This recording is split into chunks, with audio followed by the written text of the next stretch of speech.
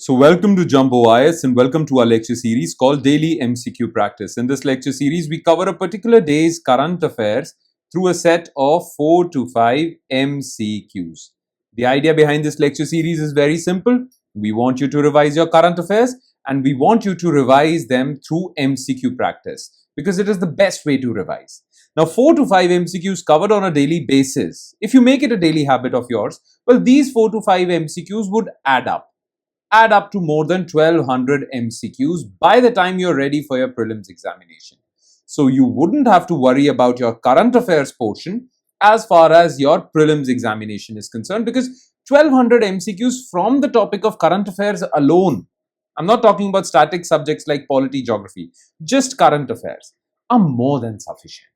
Okay? Alright, so make this lecture series a part of your daily routine, a daily habit of yours. And we shall begin today's session with question number 1. Consider the following statements regarding heavy water, deuterium oxide. It is a form of water in which the hydrogen atoms are replaced by a lighter isotope of hydrogen called deuterium. Okay. Heavy water is utilized as a moderator and coolant in India's pressurized heavy water reactors. Heavy water needs to be at least 50% for use in pressurized heavy water reactors. 50% pure. Okay. So yeah, how many of the above statements are correct?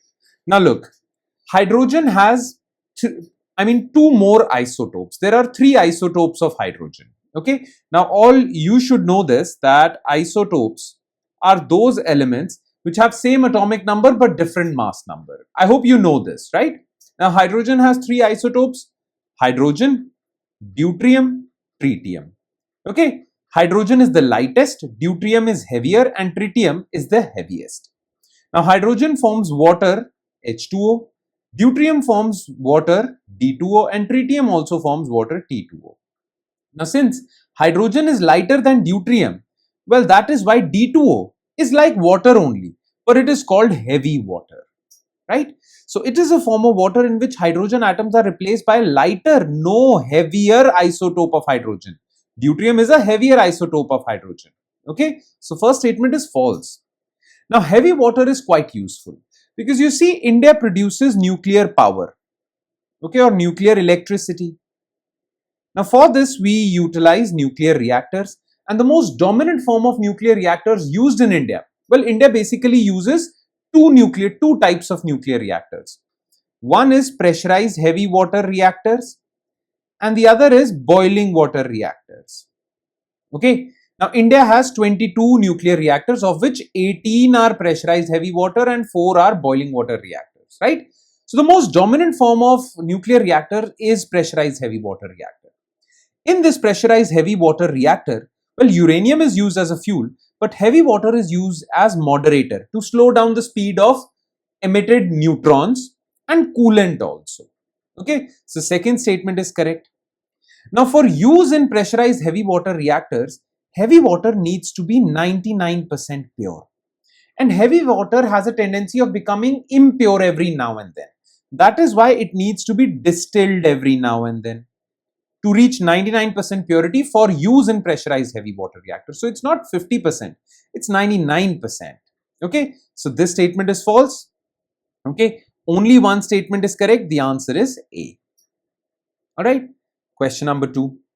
Which of the following is correct regarding pressurized heavy water reactors? It is a nuclear reactor that requires uranium-235 as fuel.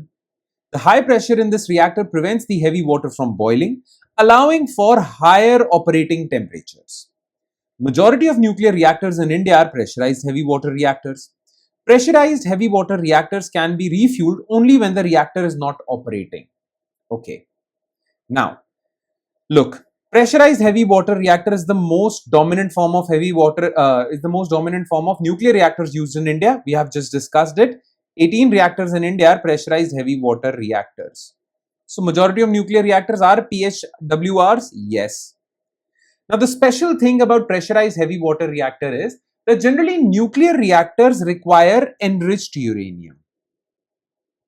Uranium has to be enriched. Okay. Enriched uranium is called uranium-235. Well, natural uranium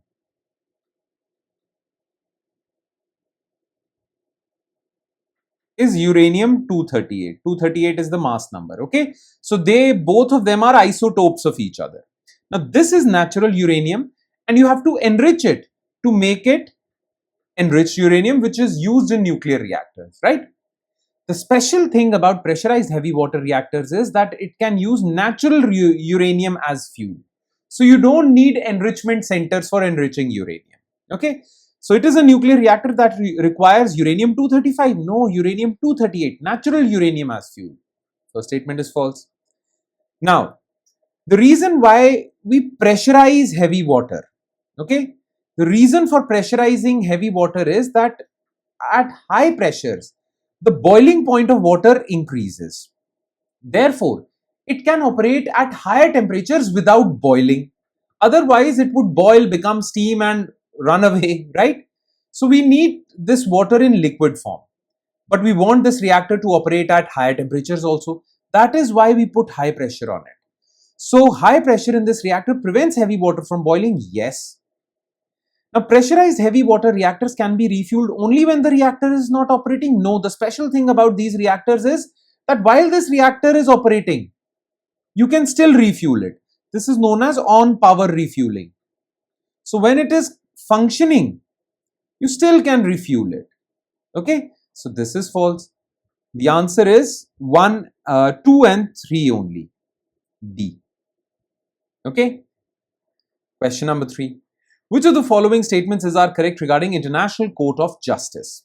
It is the principal judicial organ of UN established in 1945 and headquartered at Hague, Netherlands.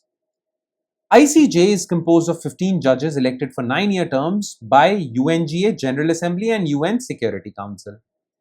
ICJ adjudicates disputes between states and can try individuals accused of war crimes. ICJ can exercise advisory jurisdiction on legal questions referred to it by UN organizations. Okay. So, look, International Court of Justice is the principal judicial organ of UN. That is why it is also known as the World Court. Okay. It was established in 1945 and it is headquartered at Hague, Netherlands. So, this part is correct. It is composed of 15 judges and these judges are appointed or elected for a 9-year term and they are elected by UNG and UNSC. Absolutely correct. Now, ICJ has two types of jurisdictions. Okay, one is called contentious. The other is called advisory. Okay, what is contentious jurisdiction? If there is a dispute, legal dispute between two or more countries or two or more states, then ICJ can be called. Okay, and advisory jurisdiction is when any UN organization like let's suppose UNSC, UNGA or any other UN organization like International Labour Organization, any UN organization refers to ICJ for a legal opinion, then ICJ gives its advice. This advice is non-binding in nature. That is why it is advisory. Right? This is binding in nature. But remember, ICJ adjudicates disputes between states only, countries only. It cannot try individuals. Only countries, the disputes between countries are heard, not between individuals. So it cannot try individuals accused of war crimes. Cannot. Okay. For that, if there are individuals who are accused of war crime, there is another court called International Criminal Court. It is also at Hague. But this is a different court and it is not under UN. Clear? So third statement is false. But yes, fourth statement is correct. So 1, 2 and 4, the answer is B. Question 4. Consider the following statements. Thailand and Cambodia were part of Khmer Empire before 15th century CE. As per International Court of Justice, Thailand has sovereignty over Priya Vihar temple. Most people of Thailand and Cambodia are followers of Mahayana sect of Buddhism. The 1817 kilometers long border between Thailand and Cambodia was decided by a treaty between Siam and France. Okay. So look, Thailand was called Siam back in the day. Cambodia was Cambodia. Clear? But before 15th century, both these countries were part of the large Southeast Asian empire called Khmer Empire. But in 15th century AD, Khmer Empire disintegrated And that is why Siam was born and Cambodia was born. Clear? So first statement is correct. Now during 11th and 12th century AD, when both these countries were under Khmer Empire, well, a Buddhist temple was formed called the Prihvihar temple. Okay? This Prihvihar temple is very sacred, was sacred to them. Clear? But what happened was that, well, both countries lay claim on this Prihvihar temple. But the thing is that Siam was an independent kingdom, but Cambodia was under French rule, French colonization.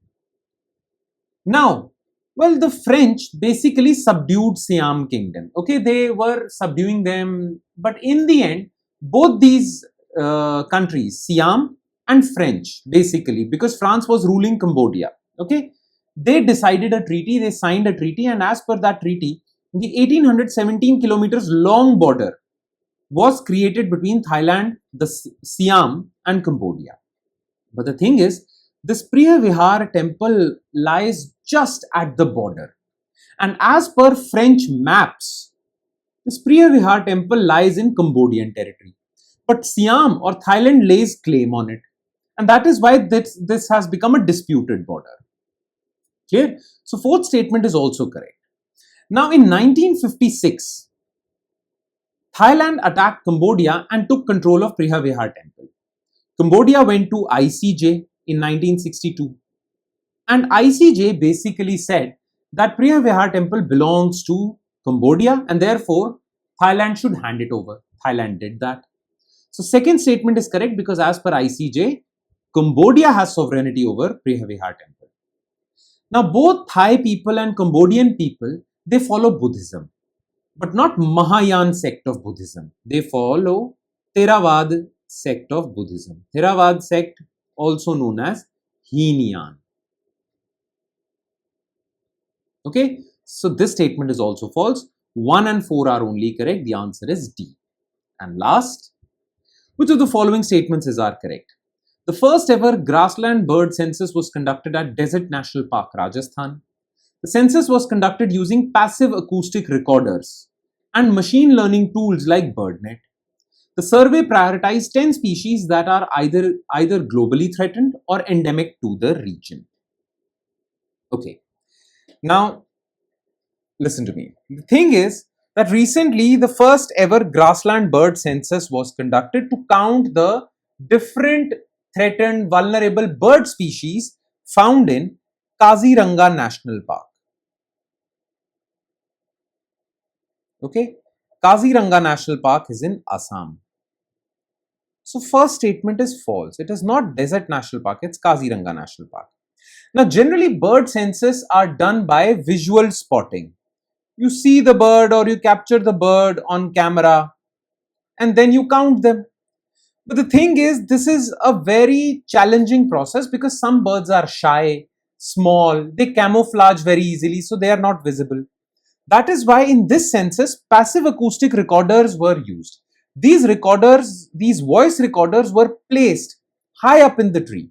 And whenever birds used to make any sound, okay, this passive acoustic recorder used to record that sound. And based on the analysis of the sound, we used to count the birds and the type of species. Okay, for that we even used AI, machine learning tool called BirdNet. So second statement is correct. And third statement is also correct. Okay, so 2 and 3, the answer is B.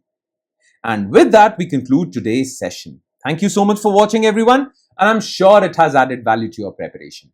But it will add more value if you are consistent and regular with this lecture series and you revise it as well, because revision is very important. Now, you can revise these MCQs from the notes provided by us, and these notes are shared on our Telegram platform. The link to our Telegram channel is provided in the comment section just below this video, so do check that out. And I'll be signing off with the promise of seeing you again with another set of MCQs. Thank you, everyone.